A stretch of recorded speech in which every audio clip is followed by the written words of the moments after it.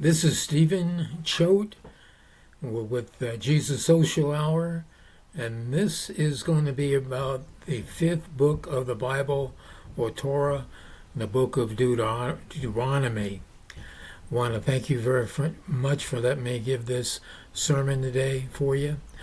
The book of Deuteronomy is about a choice of life or death that God laid out for Moses taking 1,000,000 people across the desert for 40 years. But more importantly, it's also about today, 2025, about us and our relationship to God, and how each day that we have the choice of life and death. And that means that alcohol, drugs, infidelity, marriage, how we treat our children, how we spend our money, our eating habits, all that is designed to fulfill and emulate God and not ourselves on a physical nature. We was born spiritual, not physical, later on physical. So we have a choice every day, life or death, and under the blood of Jesus Christ, our sins can be forgiven every day, on prayer every day.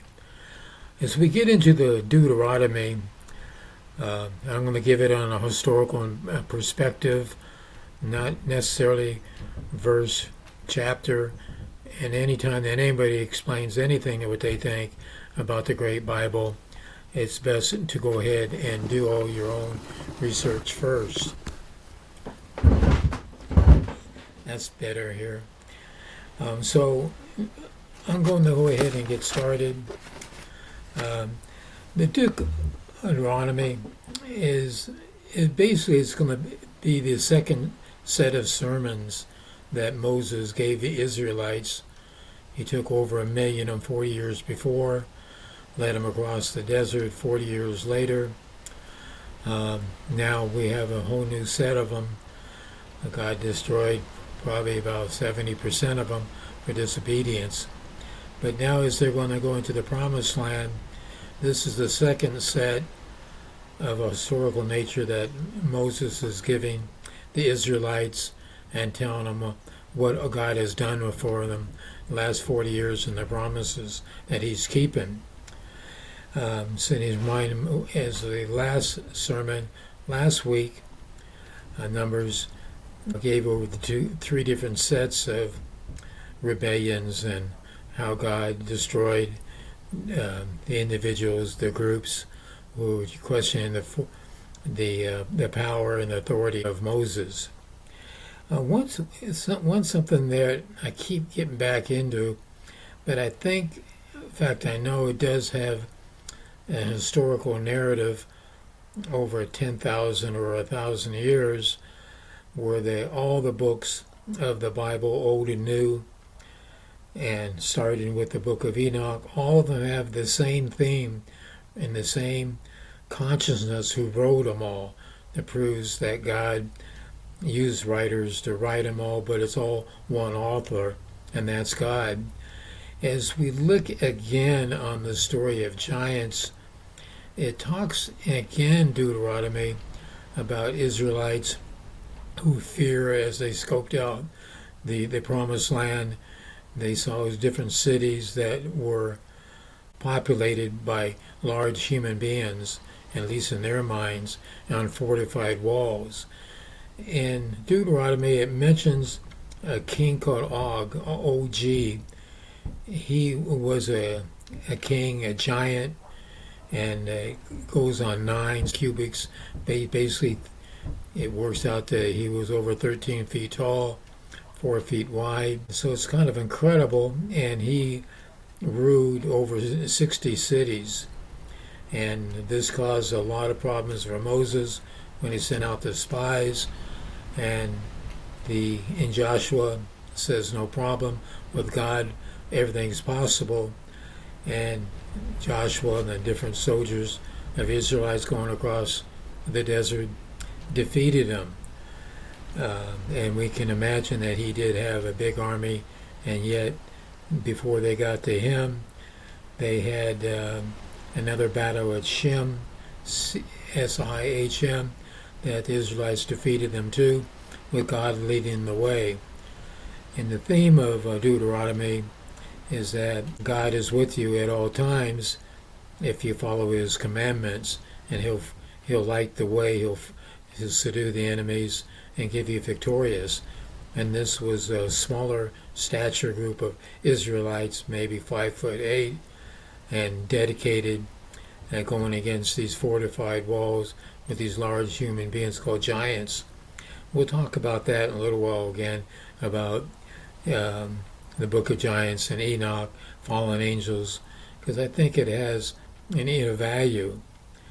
And Moses again is teaching all the covenants, regulations, and statutes to the Israelites as they enter the new promised land, and then organizing their civilization under rules under God.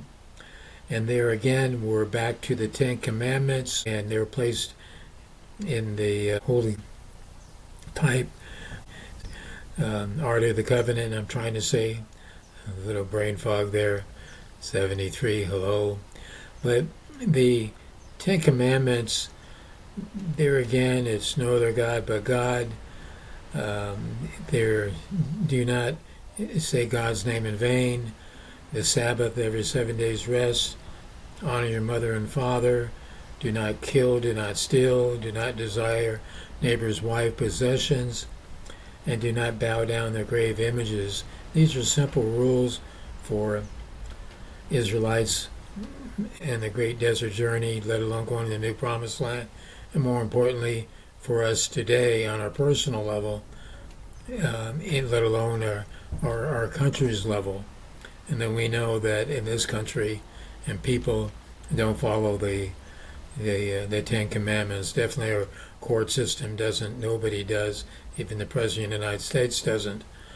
But us as a personal person, we have to, because our ultimate authority is Jesus, who we will stand in front of and be judged. And so these Ten Commandments are all going to be very, very important. Moses goes over again about the God mandates, and it's going to be over and over and again. It's going to be about donating 10% tithes to the church organizations. It's organization, civilization rules about all debts are forgiven after 7 years. And we see that in the bankruptcy court. That's where they got it. They got it from God's mandates. And slaves freed after 7 years, and also the Deuteronomy and Numbers or Leviticus, all those talks about the duties of the kings and the priests, giving them all ordinances, statutes, and guidance, how they're going to set up this civilization. And interesting enough, there is rules about how to succeed in battle and warfare for soldiers in battle, and only a God of huge wisdom can even come up with these rules. We've seen in China on their little book of little war that was produced, but any soldier had a new wife, he ain't going to battle. Any soldier that just planted a field, he's not going to battle. And anybody who is faint or fear, they're not going to be going to battle. God does not want people's mind to be going a different direction than the battle at hand. We've seen that before in another book of the Bible, where they had 10,000 different Israelites, and then God came up with his rules, and then we eventually get it down to 300 eligible soldiers who can go in the battle. One story was, watch how they go up to the water, the lake, to get water. If they jump in, forget it, they're not ready. But if they go down to one knee, get their palm of their hand, bring water up to their mouth, look to the right, to the left, then drink, that's the soldiers that we want to go into battle. And there end up being 10,000, whittled down to 300, and then yes, they did go in and battle probably the Babylonians, Nebuchadnezzar, and defeated them. I'm not sure that was the correct battle or the whatever king, but the result's the same. They weren't to be counted upon. And these are rules in Deuteronomy that Moses is saying these are rules for my people as they enter the new promised land. Then there's rules about sons being disobedient, strangely enough, stoned to death. And we have so much internet, cell phones, they go on the door, the children after school shut the door, video games and pornography on that screen, and what's happening on these teenagers, who knows. This is what the rules that they had. And in Deuteronomy is talking again one more time about sex and about marriages and about honoring God and his rules and morals.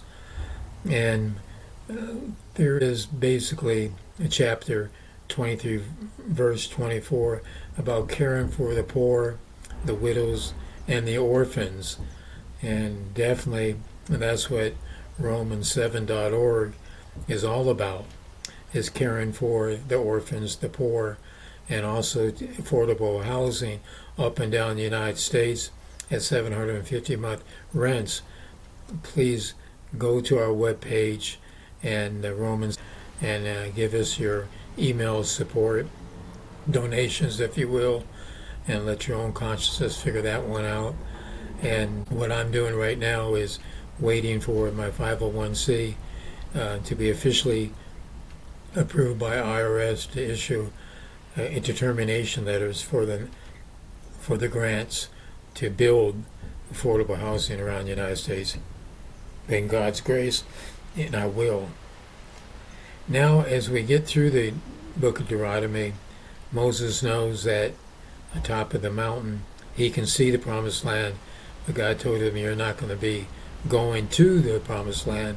So basically the new leader is going to be Joshua, and who is full of spirit and wisdom. Then we see one more time that Moses, at 120 years old, still eyes not dim, still has energy, full of natural force. Then he dies in the land of Mola, and no one knows to this day where his grave went to, if he was buried. There's other thoughts on what happened to Moses' body, and we get in the book of Titus about Satan wants the body and fighting with Michael, not taking the body. So these are so many wonderful things that are being described in the Old Testament. And the lessons that I got out of it, or hopefully we get out of it, is that God gives us a choice between life and death. And the cost is adhering to the commandments, believe in Jesus as the Son of God. As we get into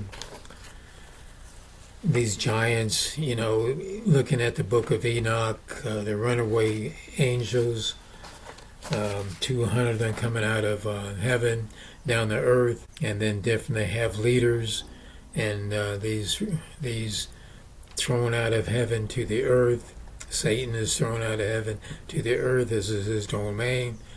18 of these angels taught mankind warfare, farming, languages, writing, where we get the consciousness of civilization was taught by these angels to the earth, and everything is understood by God.